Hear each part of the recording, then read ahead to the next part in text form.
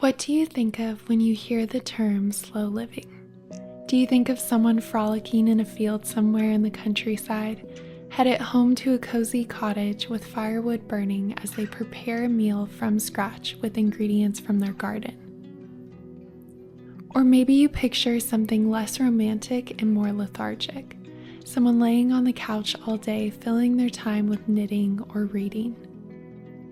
It wasn't until I started slowing down my life, experiencing firsthand a slower version of my everyday exhausting pace, that I realized how many moments I was living, yet missing.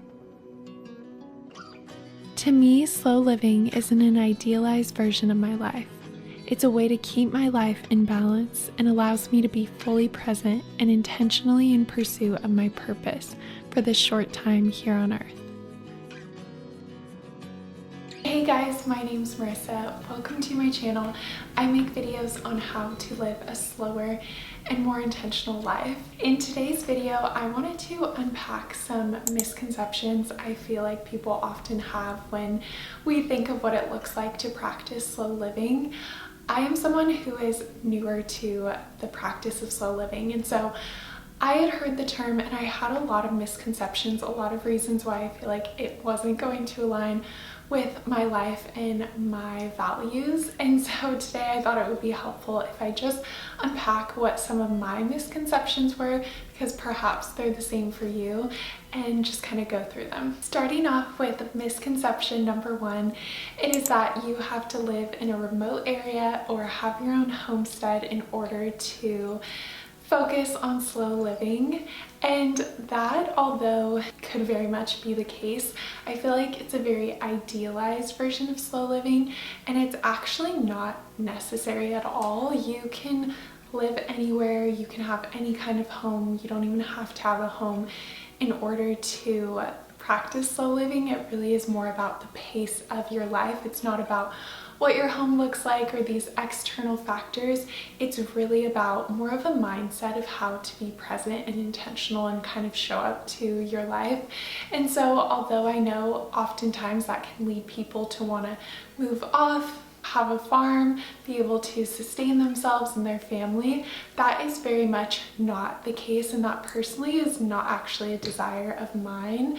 I live in a city and I love living in a city. I love the communal aspect of that. I love hosting. I love making the most of our tiny home. And so to me, that's a value that's really important, and one of the reasons why I love slow living and the focus on just being more present is that it allows me to create space to host and to have really intentional conversations and just relationships in my life. So definitely not something you need to have, but absolutely something you can pursue if that's a desire or something you're interested in.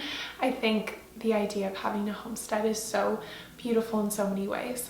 Misconception number two is that you can't be ambitious and you can't be productive in order to participate in slow living.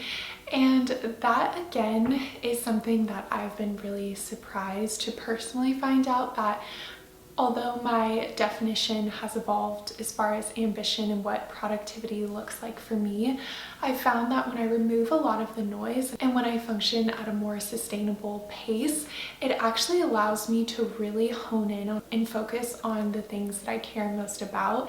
And so for me, that really is productive, and it allows me to not be so diversified mentally and even physically in my life, and I can segment, okay, here are the few things that I really want to pursue, here's what I really value and the impact I want to make in my lifetime. And so I feel like for me, it's allowed me to be so much more intentional and kind of redefine what productivity is. And for me, I found that I am actually accomplishing more of the things that matter to me. I might not be accomplishing the volume, and maybe my ambitions have evolved, but it actually aligns way more with what it is I desire to do. So I really think you can have any kind of ambitions, any level of productivity with slow living. I think it's more just about kind of redefining what really matters to you, and also just having a more sustainable pace where you're not burning yourself out and you're being present, you're showing up and giving 100% to whatever it is you want to devote yourself to. Number 3 is that you have to be an introvert and spend extensive amounts of time by yourself. Again, I think that's like this idealized version that we often have in our heads. I know I did. I would say I lean more towards being an introvert. I do love alone time, but with that said, I'm also a deeply relational person and I love having authentic community in my life, and I find that solo living, like I mentioned previously, does allow me to focus on that, and I think it can work really beautifully with other people.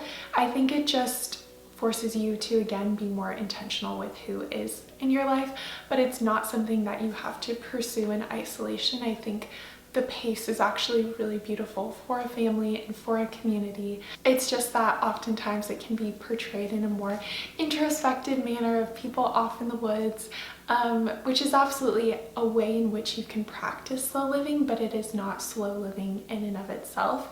And I do think just solitude is important in general, in order to just recharge, but for some people they recharge with other people, and so I think slow living is something that can really come alongside in your lifestyle, and it's not something where you have to give up all of these things. It's more about finding that pace that makes sense for you, and you absolutely can be an extrovert and be around a bunch of people and still be in pursuit of slow living and take that with you.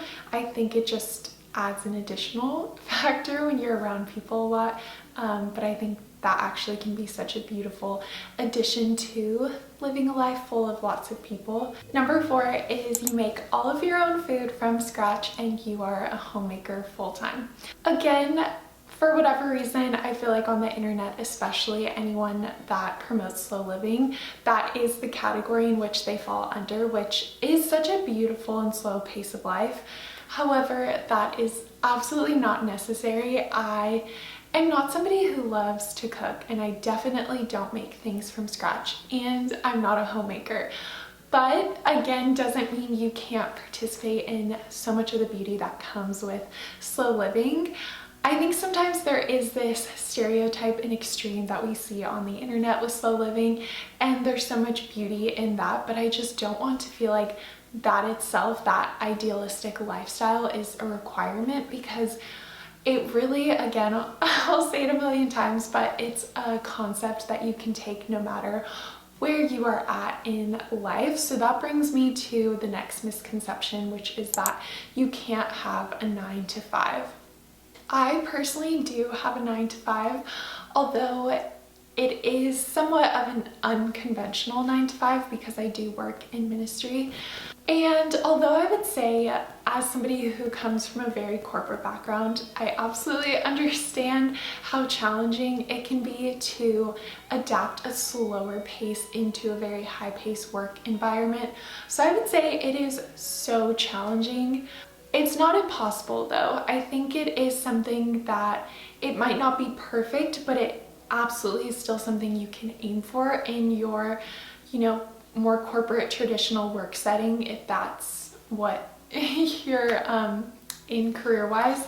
And so it's definitely not a requirement. In fact, I think it's so necessary to pull from that and bring that into your workplace and set boundaries. And I think for me, I just try to really find a pace that works for me and still deliver the results, but just not always by the means in which people might expect, or the more conventional means of just like grinding it out nonstop.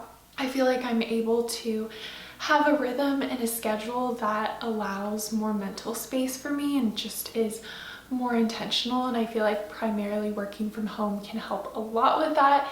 If you're in an office environment, I think that is so challenging, and I do feel for you, but I would say just trying the best as you can trying to get some of your coworkers on board. And I think as long as you are able to find a way to still deliver results, be proactive and set clear expectations and just be very communicative, I think those are some of the ways I've found to really bring that into the workplace. But absolutely, that is such a challenge, and I would love to make a whole video dedicated to that. And next is that slow living doesn't work with a family. And I do not have kids yet. I am so excited to get to that stage. However, from what I've seen of people that do have families, I actually think slow living is such a beautiful pace and way to raise children.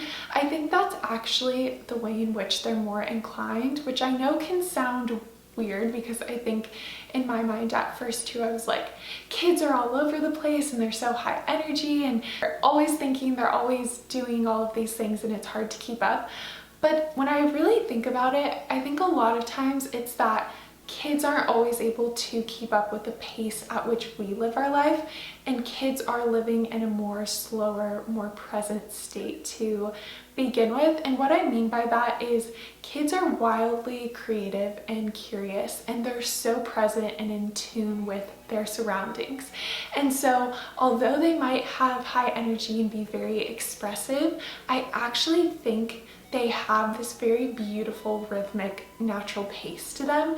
And I think it's really a means of kind of just meeting them where they're at. The more kids you have, it's hard if one of them functions at a different pace than the other, and trying to make that cohesive. But I think overall, just you removing the extra stressors and chaos of your life and just being more present with them, I actually think if there's ever a time to slow down, it is when you have kids. And so that is something that I'm so looking forward to, and I know it's gonna challenge some of the current rhythms I have, but I think it will naturally guide me to the pace in which I would like to ultimately operate from. So I think there's so much beauty to it. If you have a family and have any tips, please do comment that down below because I would love to hear. The last and final one is that slow living is an all or nothing thing. It's a religion. It's something, a bunch of rules you have to follow. That really is not the case. At least what I found is it's a tool and it's a framework, and it's a beautiful way to incorporate some mindfulness and intention into your everyday life. And it's not something you have to follow by the book. And it's also something you can pull elements from. I think the last thing we need is more stress, more things to do.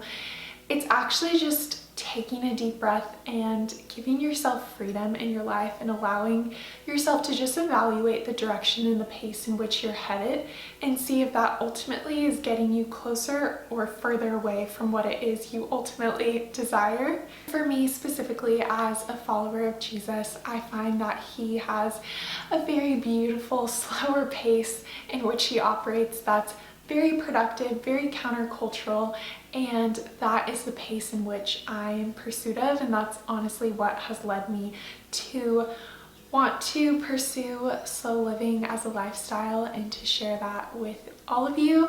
And so I'm so excited to continue on this journey, and I hope that some of these misconceptions maybe gave you a sense of freedom as you think about slow living and debating if it's something that could work well for you. So thank you so much for watching this video. Please do subscribe. I'm so excited to make lots of more videos on topics like this, and I will see you in my next one. Bye.